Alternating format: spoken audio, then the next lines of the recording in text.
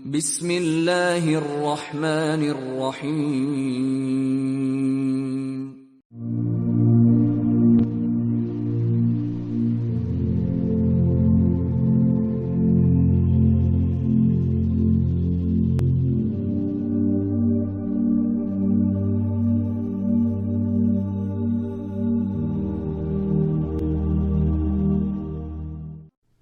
First of all, I was blessed to be born from a mother who was formerly a nun.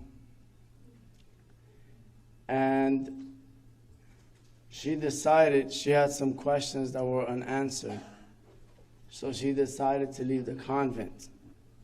She used to teach 50 students, 50 girls in the convent, and I have pictures of them which really impressed me.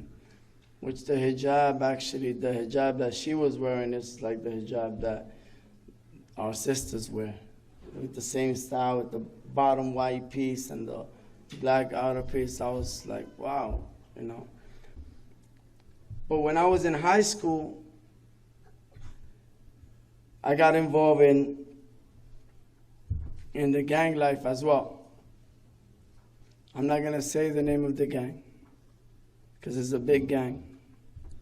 And maybe those people that didn't know me back in the days, they might, out of ignorance, take my life. And I have too much, in my plate right now to take care of, which is serving the Muslim youth and doing da'wah, etc., that I don't want to put myself at risk. But when I was in this gang, I had a friend who actually was a valedictorian, but he was raised in a shelter. So one time he needed a place to stay, and I told my mom, this guy is a good guy, man. He likes to read and so on. Why don't you let him stay in my house? My mom said, all right.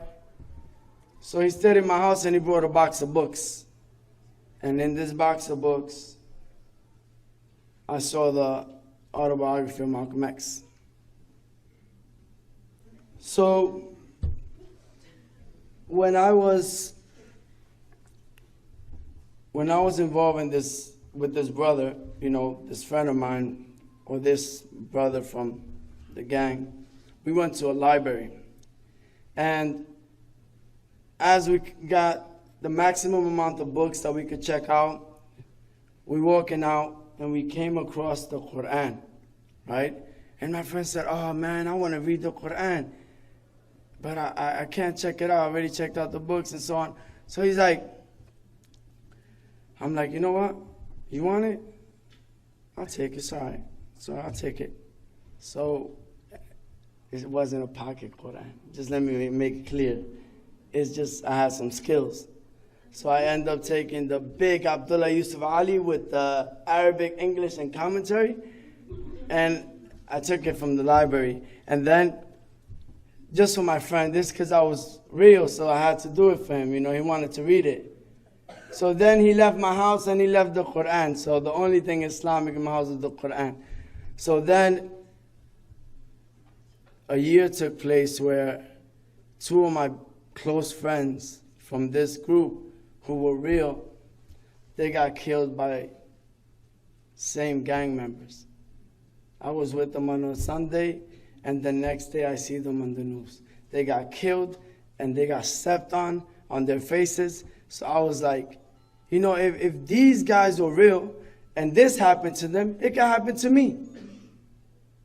So I said, so then I totally lost trust in the only people I used to trust, that I supposedly would have given my life for, that I sacrificed jobs and so on for them. And I said, if they did that to my friends, they could do it to me. So I said, nah. So then I'm like, I lost trust in all human beings. My parents, I trust them, but they didn't have the experience of the streets, so they couldn't get me out of it. So then I'm like, I'm looking. And sometimes my friends used to do things that they didn't tell me. So I end up coming out of my house, all of a sudden get snatched up by the police. You robbed the house. I'm like, well, I just woke up. You know that you dropped out, you're not in school. What time you wake up? If you're hanging out at night, you wake up like at 1, 2, 12. You know, right? So I'm like, I just woke up. Said, nah, get in the car. So it was like an everyday thing. My 3 thoughts were, am I going to die today? Am I going to catch a disease today? Or is my mother going to get hurt because of me, because of the label that I carry? And at that time, I was looking, and I decided one day in the afternoon, that time I woke up early. So I decided to go to church. And I went to church, and I'm like, you know what? I was asking God for guidance, I used to bow down in my mom's room, and I used to say, God, you created me, and you know what I need better than myself. Choose for me the right way, and I will not look back. I'll leave everything behind. And at that time, I had a music contract. I had my 12 songs already written down, and I was going to record the album. And I was in that stage of making a choice. So I decided to look for guidance, and I remembered that I had the Qur'an. And I say, I remember this Qur'an. I heard that this Qur'an has wisdom. And actually, the guy that recommended my friend this Qur'an is doing 35 years to life for killing those 2 friends that I had. So Allah used him to tell him that the Qur'an has wisdom, and I ended up with it. So, as I'm reading the Qur'an, I come across إِيَّاكَ نَعْبُدُ وَإِيَّاكَ نَسْتَعِينُ. At a time when I was saying, who am I going to ask for help? I don't trust nobody. And then it said, you alone do we worship, and you alone do we ask for help. I said, that's what I'm going to do. I'm going to only worship God, and I'm only going to ask Him for help. So then, I continue reading the Qur'an, and it said Allah, and I said, I'm not used to saying Allah, I'm going to say God. So I could just continue reading. And I continue reading the Qur'an. Whenever I found the command, I began to do it. The Qur'an said, read the Qur'an in Fajr as witness. I will wake up when everybody in my house is sleeping.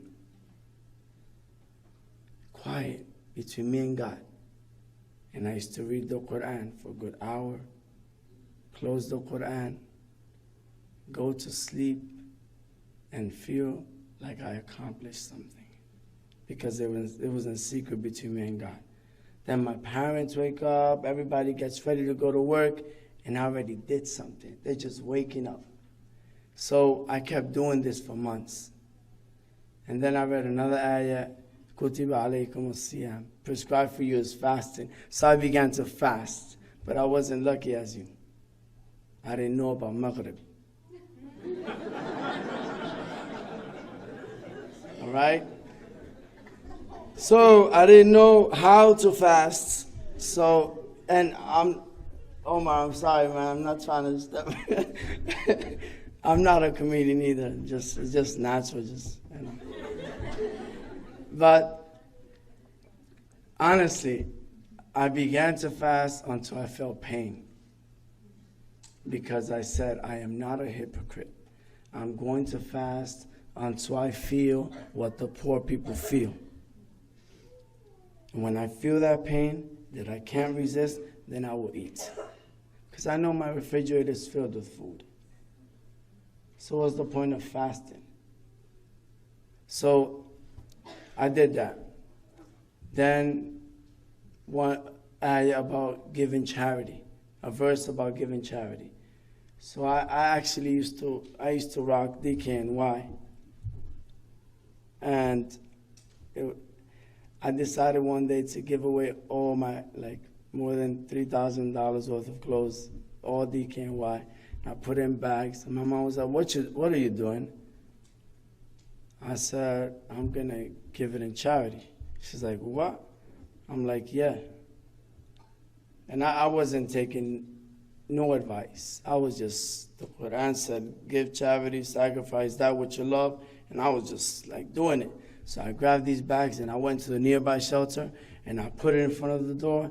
And I was learning about doing things in secret between me and God. So I just rang the bell and I ran. And I used to know how to, like, you know, run and hide and stuff like that. So I dipped, you know, the dip, right? So I dipped. And alhamdulillah, but the feeling that I got when I'm walking home was amazing. Was amazing. So after 9 months of reading the Qur'an and practicing everything that I read in it with the commentary, I said to myself, I'm Muslim. So I went to the Masjid that day and I met the Imam. And the Imam asked me, so, how do you learn about the Qur'an? Where do you get the Qur'an? And I said, I was blunt. I stole it. He said, what? I said, I swear, I never seen an Imam run so fast. He said, you got to give it back. I said, I'll give it back unless I get the same copy. He said, this was my only friend. You think I'm going to give it back? This is the one that helped me get rid of my addiction to alcohol. This is the one that helped me learn how to be patient when I didn't have patience. This is the one that only gave me good advice. You think I'm going to give it back? Give me the same copy and I'll give it back. And if I don't get the same copy, then I'll buy this one. So then he ran in the library and he said, is this one, this one, this one? I said, yeah, it's this one. And then he gave me the same copy. So, alhamdulillah, in the process of learning about Islam and going to the mosque, I began going home in the morning after Fajr. And I used to find my mom in the kitchen. And finding my mom in the kitchen, I used to read the Qur'an there. And sometimes I would find something interesting about Jesus and Mary. And I said, Mom, can I share with you something? And she was like, okay. So I began reading to her the Qur'an. And it became a daily thing. Every day after Fajr in English, I would just read to her the Qur'an. Then, alhamdulillah, I got married. And my mom comes to me one day and she's like, you know, I miss your reading of the Qur'an. And I was like, really? She's like, yeah. And a lot of the questions that I had that made me leave the convent were answered through your reading of the Qur'an. And I was like, so you believe in what you heard? She's like, yeah. And I want to be Muslim. So then, alhamdulillah, my mom became Muslim 2 years after me.